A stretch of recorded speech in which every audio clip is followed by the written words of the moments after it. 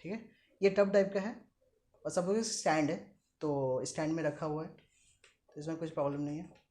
ठीक है, तो ये टब है, तो ये जो पूरा पूरा टब है ना, ये पूरा का पूरा पानी से भरा हुआ है। ठीक है, मेन सरफेस क्या है, जहाँ से ऊपर है लाइट से हिट करेगा, ये वाला सरफेस है। 3D में सोचो, इसका मतलब है कि टब ऐसा है, पूरा का पूरा इतना टब है, ये सरफेस पे लाइट आके ऊपर से गिरेगा। ठीक है, तो लाइट आके ऐसे गिरा यहाँ पे।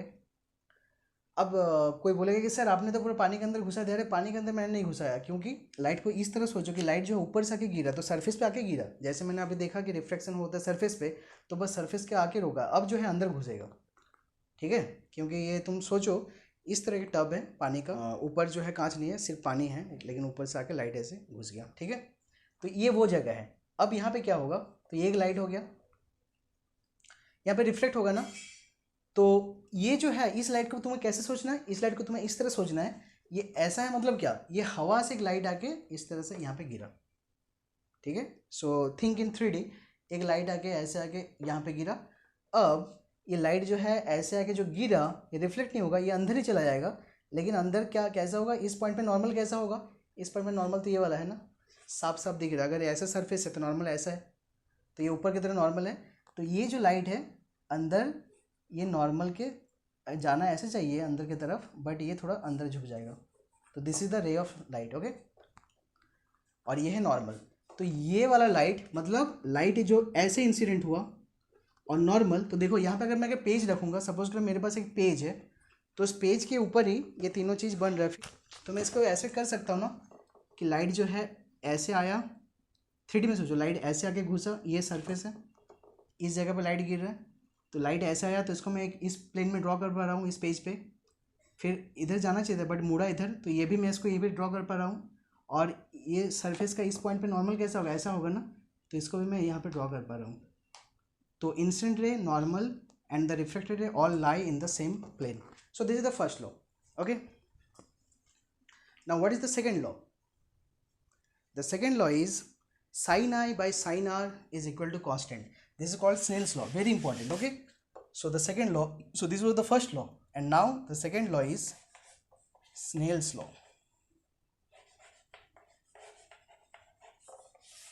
Snell's law है क्या, जब भी रिफ्लेक्शन होता है तुम्हें पता है कि एक एंगल ऑफ इंसिडेंस होगा और एक एंगल ऑफ रिफ्लेक्शन होगा आर। ये आई और ये आर, सपोज करें 30 डिग्री या 40 डिग्री जो भी है, तो तुम्हें क्या करना है, साइन आई जो भी डिग्री आया बाय साइन आर जो भी आया, वो हमेशा क्या मिलेगा तुम्हें, हमेशा फिक्स वैल्यू मिलेगा, कांस्टेंट। देखो अब ये जो कांस्टेंट है ना, ये बहुत को समझ में नहीं आता, मैं बता दूँ कांस्टेंट का मतलब क्या है। ये कांस्टेंट का मतलब है, जैसे कि एक एग्जाम्पल मैं ले लेता हूँ, वाटर का जो रिफ्रैक्टिव इंडेक्स है दैट इज 1.33. ओके, तो ये कांस्टेंट को मैं लिख लेता हूँ 1.33, sine I by sine R is equal to 1.33. Actually constant क्या होता है, रिफ्रैक्टिव इंडेक्स, चलो मैं पहले बता देता हूँ. ठीक है, so this is the refractive index. वो जो सेकंड लॉ है, सेकंड लॉ का जो फार्मूला है, उस फार्मूला में जो कांस्टेंट है वो कांस्टेंट एक्चुअली रिफ्रैक्टिव इंडेक्स है. रिफ्रैक्टिव इंडेक्स किसका, रिफ्रैक्टिव इंडेक्स है इस मीडियम का. ओके, ये मीडियम अगर मान लो कि वाटर है, अभी मैंने बात किया वाटर है, और ये जो है तुम्हारा एयर है, तो वो जो वाटर है उस मीडियम का. ठीक है, और लाइट कैसा होना चाहिए, कंडीशन फिक्स है, लाइट जो है वाटर, ये एयर से होते हुए वाटर में घुस रहा होगा. तो क्या कंडीशन है, कंडीशन है कि ये वाटर ही है, ये जो है एयर ही है, और लाइट एयर से होते हुए वाटर में घुस रहा है, ऐसा नहीं कि वाटर से होते हुए एयर में जा रहा. तो ये अगर कंडीशन फिक्स है, तो इस कंडीशन में इसका जो रिफ्रैक्टिव इंडेक्स है वो हमेशा 1.33 होगा. किसका, ग्लास, ये का, वाटर का. तो जब भी चाहे तुम कहीं पे भी ये एक्सपेरिमेंट कर लो, तुम क्या लोगे, वाटर लोगे और एयर से लाइट आके उस वाटर में घुसाओगे और तुम एक्सपेरिमेंट करोगे. एक्सपेरिमेंट में तुम एंगल ऑफ इंसिडेंस निकालोगे. तुम कभी भी ऐसा करोगे, साइन आई जो है उसका जितना भी एंगल आया वो डालो, और जितना रिफ्लेक्टेड एंगल आया आर वो डालो साइन आर करके, हमेशा 1.33 आएगा, हमेशा 1.33 आएगा. कब, जब ये वाटर है और ये एयर है. सिमिलरली अगर तुम्हारे पास क्राउन ग्लास है, सो क्राउन ग्लास का कितना होता है रिफ्रैक्टिव इंडेक्स, 1.52. इसका मतलब ये है कि अगर ये क्राउन ग्लास है, if this is crown glass और यहाँ पे एयर है और तुम ये एक्सपेरिमेंट परफॉर्म कर रहे हो, ये एक्सपेरिमेंट कर रहे हो कि एयर से लाइट लेके आ रहे हो और उसको जो है क्राउन ग्लास के अंदर ये जा रहा है और सिर्फ एक ही रिफ्लेक्शन, ऑब्वियसली यहाँ पे रिफ्लेक्शन है उसको नहीं देखना है, सिर्फ एक ही रिफ्लेक्शन को देखो। यहाँ पे आया और ये जो है लाइट ऐसे मुड़ा तो यहाँ पे angle of reflection and this is the angle of incidence. ये तुम्हें जो भी मिलेगा और यहाँ पे तुम्हें जो भी मिलेगा दोनों का जो साइन बना के तुम इसको डिवाइड करो, हमेशा तुम्हें क्या मिलेगा 1.52। अगर ये वाटर है ये एयर है, कभी भी एक्सपेरिमेंट करो जो भी एंगल में इसको डालो, इधर से थोड़ा सा और थोड़ा बड़ा एंगल करके डालो, फिर देखो कि रिफ्रैक्शन होने के बाद एक नया एंगल इधर मिलेगा। लेकिन जो भी मिलेगा वो जो आई है, जो भी तुम्हारा एंगल है, जो भी तुम्हारा आर वाला एंगल है, उसके साइन ले लो और उसका जो आर ले लो। सपोज करो ये 60 है, ये 45 है, फिर से साइन ये कर लो, साइन आर कर लो, तुम्हें हमेशा मिलेगा 1.52। कब? जब यहाँ पे क्राउन ग्लास है। जब यहाँ पे वाटर है हमेशा तुम्हें मिलेगा 1.33। जब यहाँ पे आइस है हमेशा तुम्हें क्या मिलेगा 1.31। जब डायमंड है हमेशा तुम्हें क्या मिलेगा 2.42। So this is it. Actually इसका मतलब ये है। तो बेसिकली हुआ क्या है ना, ये एक ऐसा लॉ है ना, मतलब ये लॉ का रिलेशन कहाँ से है, तो देखो लॉ रिफ्रैक्शन का है। लॉ किसका है? रिफ्रैक्शन का। तो रिफ्रैक्शन में मेजरेबल क्वांटिटी क्या है, क्या क्या मेजर कर सकते हो? ये एंगल ऑफ इंसिडेंस ये आई, और ये जो एंगल ऑफ रिफ्रैक्शन ये आर।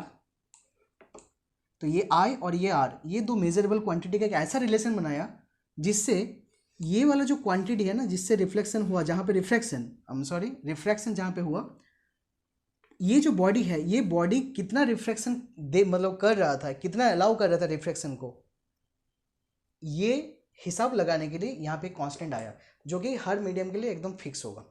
ठीक है। अगर तुम वाटर के लिए करोगे तो हमेशा चाहे जो भी एंगल से आई रखो और नया एंगल तुम्हें आर मिलेगा, दोनों का sine I by sine r लो, तुम्हें 1.33 मिलेगा। अगर कभी भी तुमने यहाँ पे क्राउन ग्लास रखा तो हमेशा तुम्हें यही वाला रिलेशन साइन आई जो भी मिला उसका साइन और जो भी तुम्हें आर मिला उसका साइन आर लो, डिवाइड करो, तुम्हें हमेशा 1.52 मिलेगा। अब ये भी रिफ्लेक्ट किया, वाटर भी रिफ्लेक्ट किया, डायमंड भी रिफ्लेक्ट किया। मैं क्या कर सकता हूँ, सारे का जो कैरेक्टरिस्टिक है सबका डिफरेंट है ना, मतलब रिफ्लेक्शन सब ने किया लेकिन सब तो मटेरियल डिफरेंट है ना, तो सबका मटेरियल जो डिफरेंट है, मतलब सबका जो लाइट ट्रैवलिंग जो वेलोसिटी है उसके अंदर होगा, सबका जो अलग है, तो उस प्रॉपर्टी को कैसे शो करोगे? तो उस प्रॉपर्टी को जो कांस्टेंट है ना, ये कांस्टेंट उस प्रॉपर्टी को शो करता है। और इस प्रॉपर्टी जितना बड़ा होगा उसका मतलब ये है कि लाइट उतना ही स्लो भागता है, लाइट उतना ही स्लो भागता है। ये प्रॉपर्टी जितना बड़ा होगा उसका मतलब लाइट उतना ही स्लो भागता है। इसका मतलब है कि वाटर में कितना था 1.33, अगर यही साइन है बाय साइन आर करो तो वाटर में कितना था 1.33। ठीक है। ये बताओ इसमें कितना होता है किरोसिन में? सो किरोसिन में होता है 1.44। अगर यही चीज़ तुम किरोसिन में अप्लाई करोगे तो हमेशा तुम्हें 1.44 मिलेगा।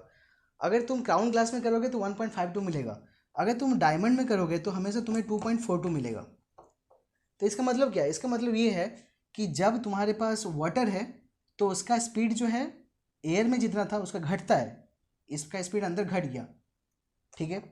जब किरोसिन था तब भी जब रिफ्लेक्शन हुआ, अगर ये किरोसिन है तो अंदर स्पीड घट गया।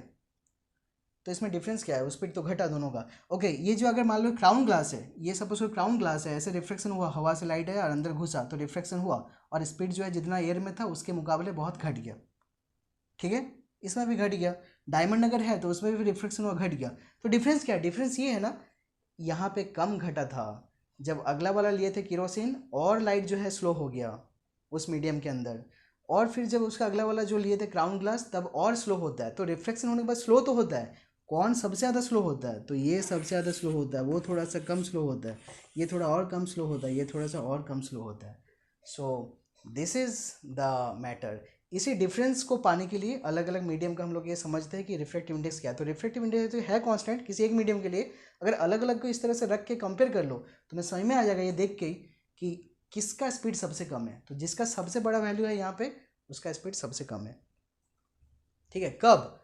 याद रखना, वो जो मटेरियल का बोल रहे हो ना sine I by sine R करना है, तो रिफ्लेक्शन करके देखना है, एक एयर रहेगा और दूसरा रिफ्लेक्शन होने के बाद वो मीडियम जिसके लिए कर रहे हो। अगर ये डायमंड है तो डायमंड है, अगर ये तुम्हारा क्राउन ग्लास है तो क्राउन ग्लास है, अगर ये तुम्हारा किरोसिन है तो यहाँ पे किरोसिन रखना है, यहाँ पे पानी है तो तुम्हें पानी रखना है। तब अगला वाला एयर, लाइट एयर से ही आएगा। ठीक है। So this is the matter here. और इसको कहता है ये जो रिफ्लेक्शन हुआ, so this reflection is called absolute refraction. Absolute refraction का मतलब होता है कि जब एयर से होते हुए लाइट जो है किसी मीडियम में घुस रहा है, तो ये एब्सोल्यूट रिफ्रैक्शन यहाँ पे लिए। उस एब्सोल्यूट रिफ्रैक्शन में ये जो वैल्यूज़ है, ये वैल्यूज़ वही कहता है कि रिफ्रैक्टिव इंडेक्स, तो ये रिफ्रैक्टिव इंडेक्स को भी हम लोग कहते हैं एब्सोल्यूट रिफ्रैक्टिव इंडेक्स। मतलब तो हमने रिफ्रैक्शन को समझा और हमने रिफ्रैक्शन का जो दो लॉज है उसको समझा, और दो लॉज का जो सेकेंड लॉ है वो ज़्यादा इंपॉर्टेंट है। वो है क्यों? क्योंकि न्यूमेरिकल लॉ है, इसमें जो है तुम्हारा कैलकुलेशंस जो है, तो ये कैलकुलेशन तुम बहुत कुछ समझ सकते हो। कैलकुलेशन किसी को अप्लाई करोगे तुम उसके मीडियम के बारे में जान सकते हो, उसके आगे जान सकते हो। जैसे कि ये कैलकुलेशन अप्लाई किया तो क्या है, ये कांस्टेंट उस मीडियम को शो कर रहा है ना, तो इस मीडियम को अगर शो कर रहा है तो ये मीडियम में क्या शो कर रहा है कि यहाँ पे जो है रिफ्रैक्टिव इंडेक्स क्या है, थोड़ा छोटा है। मतलब ये चारों के मुकाबले इसका जो ऑप्टिकल डेंसिटी है वो कम है।